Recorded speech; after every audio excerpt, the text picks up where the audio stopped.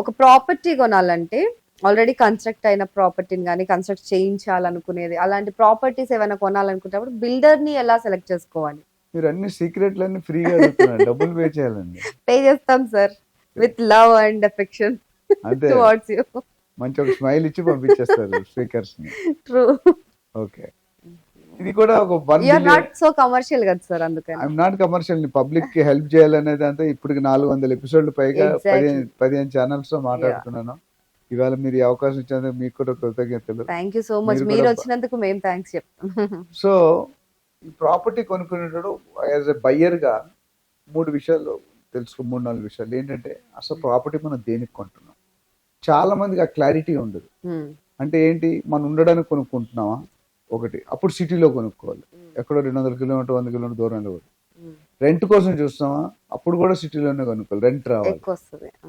మూడోది ట్రేడింగ్, అంటే మీ దగ్గర ల్యాండ్ తీసుకొని ఒక 6 నెలల నుంచి ఒక 10% తీసుకొని వేరే వాడికి అమ్మేస్తాం, ట్రేడింగ్ అంటాం, స్పెక్యులేషన్. నాలుగోది లాస్ట్ చివరిది ఎక్కువ మంది చేసేది లాంగ్ టర్మ్ ఇన్వెస్ట్మెంట్. అంటే మన మనవాడి కోసం, మన కొడుకు కోసం లాంగ్ టర్మ్, మన కూతురు పెళ్లి కోసం, మన అబ్బాయి ఇంజనీరింగ్ సీట్ ఏదో కొని అసెట్ లాగా పెట్టుకోవడానికి కొని ఒక 10 years 5 to 10 years డిస్టర్బ్ చేయం. ఈ 4గిటికి 4 రకాలు. కమింగ్ బ్యాక్ టు బిల్డర్, ఈ 4 విషయాల్లో కూడా బిల్డర్ గురించి మీరు తెలుసుకున్న ఒక 10 పారామీటర్స్ చెప్తాను. ఎక్కువ మనకు టైం లేదు కాబట్టి 10 పారామీటర్స్ చెప్తాను. ఏంటంటే ఫస్ట్ బిల్డర్ వెళ్ళి కలవండి మీరు. ఓకే, ఎందుకు ఎవరిని కలవాలి? సేల్స్ వాళ్ళని కలవండి ఫస్ట్. మీకు డైరెక్ట్ ఇప్పుడు మీ ఎండి గారిని కలుస్తుంటే మీరు ఎవరు ఇవ్వరు కదా entrance. So through your down the level executives ఉంటారు, వాళ్ళతో వెళ్ళి మాట్లాడి ఒకసారి మీరు ఒక అట్లీస్ట్ 3 to 5 ప్రాపర్టీస్ చూడండి. నేను చెప్పేది అంటే 3 to 5 బిల్డర్స్ డిఫరెంట్ ప్రాజెక్ట్స్ చూడండి. చూసిన తర్వాత ఆ సేల్స్ వాళ్ళకి చెప్పి నాకు డైరెక్టర్ ఎండినో జేఎండినో ఉంటారు, వాళ్ళతో అపాయింట్మెంట్ అడగండి. Go and personally meet them. ఇప్పుడు పర్సనల్లీ ఇప్పుడు మీరు నిన్నటి వరకు డాక్టర్ నంది రామేశ్వర్ వస్తారని తెలుసు, ఈరోజు లైవ్ లో చూస్తున్నారు. చూసినప్పుడు మీకు క్లారిటీ వస్తుంది, ఈ సబ్జెక్ట్ మాట్లాడే విధానం ఎలా ఉంది, బెంకుతో అంటే జంకుతున్నాడు అసలు. మీరు ఇందాక అడిగారు మీరు ఎన్ని ఎపిసోడ్ మాట్లాడారు, ఇప్పుడు నేను మాట్లాడిన తర్వాత మీరు క్వశ్చన్ లైఫ్ టైం అడిగారు. సో అదేవిధంగా బిల్డర్ ని డైరెక్ట్ గా కలిసినప్పుడు మీకు ఒక పర్సెప్షన్ వస్తుంది. ఆయనతో ఒక 1/2 hour మాట్లాడితే ఆయన విజన్ ఏంటి. ఇప్పుడు మీ ఎండి గారు శ్రీకాంత్ గారు ఉన్నారు, లేకపోతే మేడం ఉన్నారు, ఒక విజన్ తో పెట్టారు ఈ కంపెనీ. ఆ విజన్ అనేది మీకు కూడా తెలియాలి, అంటే డౌన్ ది లెవెల్ పీపుల్. చాలా వరకు ఏమవుతుందంటే బిల్డర్ విజన్ కి ఏజెంట్స్ విజన్ కి చాలా తేడా ఉంటుంది, అక్కడ కొద్దిగా డిఫరెంట్. సో కలిసిన తర్వాత ఒక 1/2 hour మాట్లాడి ఎప్పుడు ఇస్తారు ప్రాజెక్టు, ఎందుకు చేస్తున్నారు, ఇదే ఎందుకు చేస్తారు, కొన్ని ఒక 1/2 hour మాట్లాడితే మనకు ఒక యావరేజ్ పర్సెప్షన్ ఇచ్చేస్తుంది. సో దాని తర్వాత ఆయన అంత ముందు చేసిన ప్రాజెక్ట్స్ చూడండి. చాలా మంది ఏంటంటే ఈయన 100 ప్రాజెక్ట్స్ చేశారు, 50 ప్రాజెక్ట్స్ చేశారు అని చెప్పుకుంటారు. అది ఇంపార్టెంట్. ఎన్ని ప్రాజెక్ట్ చేశారు అనేది ఇంపార్టెంట్ కాదు, ఎన్ని ప్రాజెక్ట్స్ టైంలో కంప్లీట్ చేశారు అనేది ఇంపార్టెంట్. అది లేకపోతే మాత్రం యూర్ అవుట్. చాలా మంది అది చెక్ చేయరు. And talk to the existing customers. Already ఆయన 50 ప్రాజెక్ట్స్ 40 చేశారు అనుకోండి, go and meet the already అనుభవించే వాళ్ళు ఉన్నారు, కొన్ని స్టే అని వెళ్తే వాళ్ళు రియల్ ఫీడ్బ్యాక్ చెప్తారు. ఎవరైతే ఆల్రెడీ ప్రాజెక్ట్ హ్యాండ్ ఓవర్స్ అయిపోయినాయో వాళ్ళు అడిగి మేము ఇలా తీసుకోవాలని ఓపెన్ గా చెప్పండి, ఇక్కడ తీసుకోవాలనుకుంటున్నాం, మీ అభిప్రాయం బిల్డర్ కమిటీ అయిన ప్రకారం అడగవచ్చు. అడిగి తెలుసుకుని ఆ డౌట్స్ క్లియర్ చేసుకోవాలి. అట్లానే ఎగ్జిస్టింగ్ ఎంప్లాయీస్ తో మాట్లాడండి, అక్కడ ఉన్న స్టాఫ్ తో. ఇంకోటి ముఖ్యంగా సైట్ చూడండి. కొనే ముందు ఫోన్ లో మాట్లాడేసి ఏజెంట్ చెప్పండి డబ్బులు ఇవ్వండి. Go and check the background of the site. Site లో ఎలా ఉంది, ఫైర్ అండ్ సేఫ్టీ ప్రికాషన్స్ ఉన్నాయా, మున్సిపల్ ప్రికాషన్స్ అవన్నీ ఉన్నాయా, ఇన్సూరెన్స్ ఉందా వర్కర్స్ కి. సపోజ్ సడన్ గా ఇష్యూ అయ్యే 10 మంది వర్కర్స్ పోయారు అనుకోండి, ఆ వర్క్ ఆగిపోతుందా, వర్క్ ఆగిపోతే ప్రాజెక్ట్ డిలే అవుతుంది కదా. అట్లనే ప్రాజెక్ట్ కి గవర్నమెంట్ పర్మిషన్ జిహెచ్ఎంసీ కానీ డిటిసిపి కానీ అవి తీసుకున్నారా లేదా, బిల్డర్ రేరా తీసుకున్నారా లేదా.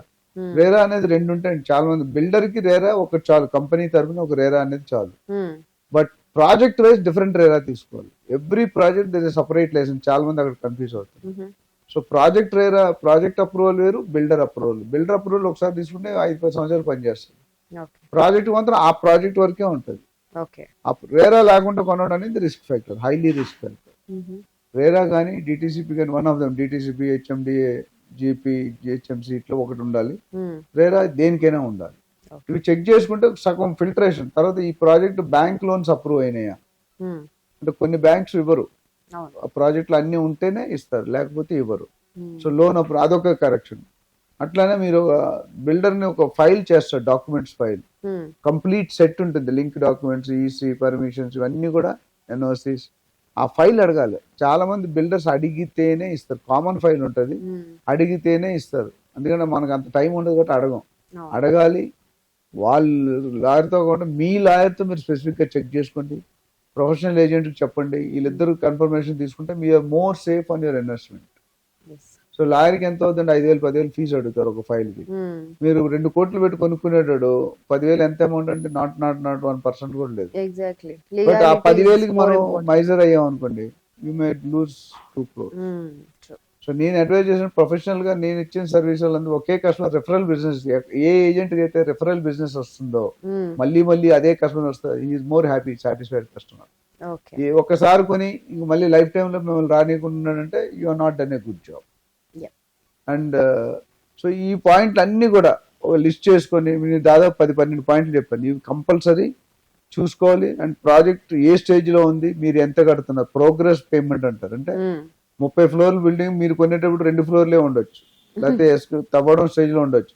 You should have clarity. ఎప్పుడు హ్యాండ్ ఓవర్ ఇస్తారు, ప్లస్ ఎమ్యూనిటీస్ ఏమి ఇస్తారు, కార్ పార్కింగ్ ఎంత, ల్యాండెడ్ కాస్ట్ చాలా మంది చూసుకోరండి. నేను చాలా మంది బయర్స్ చెప్పేది ఏంటంటే, ఇప్పుడు మీరు 2 కోట్ల ప్రాపర్టీ కొనుక్కుంటున్నారు, మీ చేతికి వచ్చేది 2.5 కోట్లు అవుతుంది. ఎట్లా? రిజిస్ట్రేషన్ అమౌంట్ ఉంటుంది, ఇంటీరియర్స్ అమౌంట్ ఉంటుంది, కన్సల్టెన్సీ అమౌంట్ ఉంటుంది, లోన్ ప్రాసెసింగ్ ఉంటుంది. సో లోన్ కూడా ఏ బ్యాంక్ నుండి తీసుకోవాలి, ఏ బ్యాంకులో రేట్ తక్కువ ఉంది. చాలా మంది ఇంట్రెస్ట్ రేట్ చూస్తారు, ఈల్డ్ రేట్ చూడాలి. Yield rate is different, interest rate is different. So interest ఎప్పుడు కూడా తక్కువ ఉంది. ఈల్డ్ అంటే మొత్తం అట్లానే ప్రీ మెచ్యూర్డ్ క్లోజింగ్. రేపొద్దు మీరు 20 సంవత్సరాలు లోన్ తీసుకున్నారు, 10 సంవత్సరాల తర్వాత డబ్బులు ఇచ్చారు, మీరు కట్టేసాం అనుకోండి, బ్యాంకర్స్ ప్లాన్ అప్సెట్ అవుతుంది కాబట్టి they will put a penalty. ఆ చార్జెస్ ఎంత, డాక్యుమెంటేషన్ చార్జెస్ ఎంత, ఇవన్నీ కూడా క్లియర్గా కనుక్కొని రాసుకోవాలి మొత్తం. మీరు రాసుకున్న తర్వాత అప్పుడు మీకు తెలుస్తుంది ఇంత కాస్ట్ అవుతుంది, ఈ బిల్డర్కి ఈ ప్లస్ ఉంది. ఒక 3-4 బిల్డర్ చూసుకుని మేక్ ఏ కంపారిటివ్ స్టేట్మెంట్.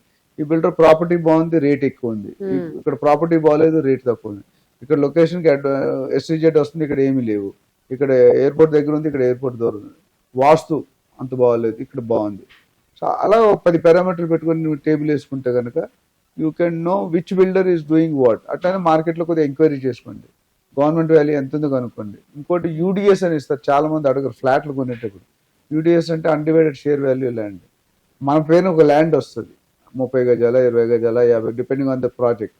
అది కనుక్కోవాలి, అది డాక్యుమెంట్ లో రాయించుకోవాలి. చాలా మంది రాస్తారు, రాయిపోతే మీరు తెలుసుకోవాలి. సో ఇవన్నీ తీసుకుంటే కనుక అప్పుడు బిల్డర్ కూడా మీకు ఒక ఐడియా వచ్చేస్తుంది. Talking about bank reputation, builder reputation, office ఎలా ఉంది. ఇప్పుడు కొంతమంది చూస్తే మనం మాట్లాడాలనిపిస్తుంది, కొంతమంది చూస్తే వెళ్ళిపోవాలనిపిస్తుంది. So these all are. ఇప్పుడు మీ ఆఫీస్ ఉంది, అంబియన్స్ ఎట్లా ఉంది? Very good ambience. ఇప్పుడు అందరూ మెయింటైన్ చేస్తారంటే చేయరు. ఇప్పుడు మీరు మంచిగా నీట్గా తయారయ్యారు, అందరూ తయారవుతుంటే తయారవరు. ఓకే, సో ఈ పారామీటర్ తీసుకుంటే the buyer will be on safe side. Thank you so much sir, me experience ని మాకు ఫ్రీగా ఇచ్చినందుకు నిజంగా. అండ్ ఈ ఎపిసోడ్స్ ఇంకా కంటిన్యూ అవ్వాలి. రియల్ ఎస్టేట్ రంగంలో ప్రతి ఒక్కరికి ఎలాంటి డౌట్స్ లేకుండా ఫ్రీగా వెళ్ళి మీ అనుభవాన్ని వాళ్ళు స్వీకరించి తీసుకొని వాళ్ళు కూడా అనాలిసిస్ చేసుకునేటట్టు సాగాలని కోరుకుంటున్నాను. Thank you so much. Welcome.